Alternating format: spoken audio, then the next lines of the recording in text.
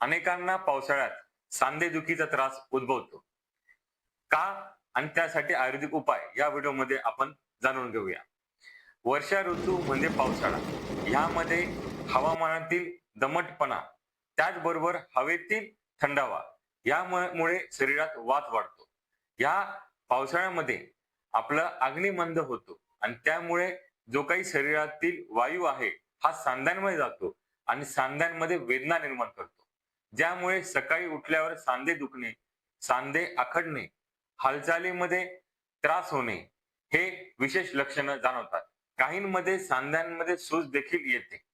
आयुर्वेद मध्ये याला खूप चांगली चिकित्सा सांगितली आहे, ज्यामध्ये आपल्याला हलका आहार जो पचायला हलका असेल असा घेणे सांगितलं आहे. त्याबरोबर कोमट पाणी पिणे आणि विशेष म्हणजे स्ट्रेचिंग किंवा सूक्ष्म व्यायामाला या ऋतूमध्ये महत्व दिले आहे.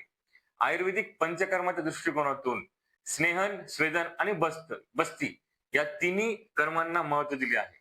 स्नेहन म्हणजे औषधी तेलाने मॉलिश करणे, अभ्यंग करणे आणि स्वेदन म्हणजे औषधी वाफ देणे, ज्यामुळे शरीरातील वात कमी होतो, सांध्यांची आखडण म्हणजे स्टिफनेस कमी होते, सूज कमी होते. त्याचबरोबर शरीरातील वाढलेला वात हा निघून जाण्यासाठी आणि कमी होण्यासाठी बस्ती ही देखील केली पाहिजे. तर स्नेहन, स्वेदन आणि बस्ती जर आपण पावसाळ्यात प्रत्येक व्यक्तीने केली तर आपल्याला सांधेदुखीचा त्रास होणार नाही किंवा असेल तर त्यापासून हा त्रास कमी होण्यास मदत होईल. धन्यवाद.